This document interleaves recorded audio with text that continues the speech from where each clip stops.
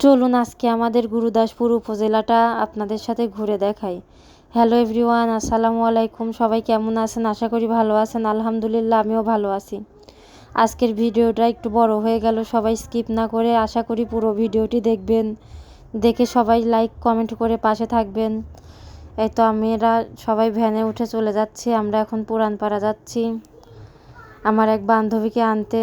দেখেন চারপাশের পরিবেশটা অনেক সুন্দর। আসলে ঘুরে দেখতে চাইলে আশেপাশে অনেক ঘোরার মতো জায়গা আছে। আর ওই যে আমাদের কবরস্থান দেখা যাচ্ছে। আমরা এই তো সামনে চলে যাচ্ছি। এই যে এই ফুল গাছটা অনেক সুন্দর। আমরা আমাদের বান্ধবীকে উঠিয়ে নিয়েছি। এটা আমাদের জোহা কলেজ।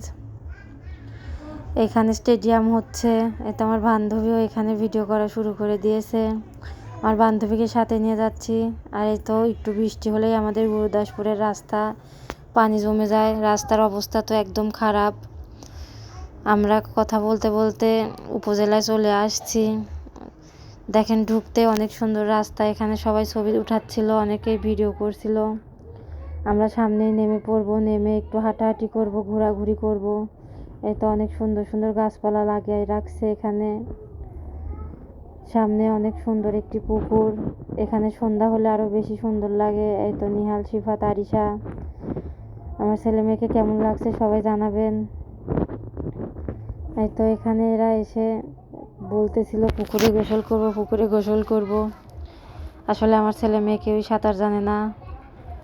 আসলে খুব সুন্দর লাগতেছে। এই তো এটা আমার বান্ধবী। এই তো নিহাল, শিফাত, আরিশাকে দাঁড়াই করে দিছি, কয়েকটা ছবি উঠাচ্ছিলাম। আমরা হাঁটতে হাঁটতে আগায় যাচ্ছি, দেখি কোথায় যাওয়া যায়। এই যে অনেক সুন্দর গাছপালা।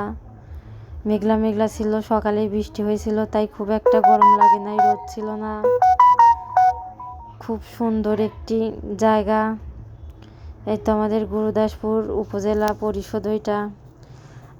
এই তো এখানে আরিশা দেখেন আমাকে ডাকতেছিল ওই পুকুরে যাওয়ার জন্য। খুব ঢঙ্গি হয়েছে আমার মেয়েটা, সবাই আমার মেয়েকে দেখে মাশাআল্লাহ বলবেন। এই তো আমরা পুকুর পাড়ে চলে এসেছি।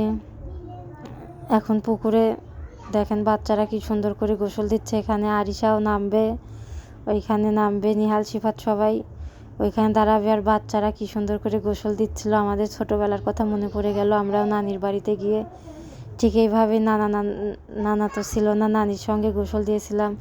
এখানে আমিও একটু ভিডিও করছিলাম। আমার বান্ধবীকে বললাম একটু ভিডিও করে দিতে, সে আমার একটু ভিডিও করে দিল। তারপর আমরা এখন একটু ওই দিকে চলে যাব। এই তো এখানে আমার বান্ধবী দেখেন। এই তো বাচ্চারা খুব মজা করে গোসল করছিল। আসলে খুব সুন্দর লাগছিল। আস্তে আস্তে অনেক মানুষ আসছিল। এখানে আমি আমার বান্ধবীর ছবি তুলে দিচ্ছিলাম। তারও একটা পেজ আছে। ছবি তোলা শেষ, এখানে আরিশাকে ডাক দিচ্ছিলাম। আমরা হাঁটতে হাঁটতে একটু ওই দিকে যাব। আমি একদিনও ঘোরাঘুরি করি না, এত পানি দেখলেই তো এদের শুরু হয়ে যাবে। পানির ভেতর চলে গেছে। আচ্ছা, আজকে ভয়েসে আরও বাচ্চাদের আওয়াজ পাবেন, সবাই কিছু মনে করবেন না। আমার ননদের ছোট বাচ্চা আসিছে, তারা সবাই ওই ঘরে খেলাধুলা করছে, তাই একটু শব্দ আসতে পারে। আর এখানে আমার মুখে কি যেন বের হয়েছিল কয়েকদিন হলে, অনেক বড়, কমতেছিল না, এটা দেখতেছিলাম। আর এখানে সামনে কি সুন্দর সুন্দর ফুল গাছ লাগায় রাখছে, অনেক সুন্দর দেখতেছিলাম। তারপর হাঁটতে হাঁটতে ভিতরে চলে আসছি। দেখেন গাছপালাগুলো কি সুন্দর, অনেক সুন্দর একটা পরিবেশ। এই বাচ্চারা তো বাহিরে এলে দৌড়াদৌড়ি শুরু করে, তাদের তো কোনো থামাথামি নেই। এখন আমাদের আর একটা বান্ধবীকে ফোন দিয়েছি, সেও একটু পরে চলে আসবে আমাদের কাছে। এখানে গুরুদাসপুর কি জানো এটার নাম আমার সঠিক মনে নেই। অনেক গাছপালা ছিল, অনেক চারা লাগানো ছিল এখানে, অনেক সুন্দর দেখতে।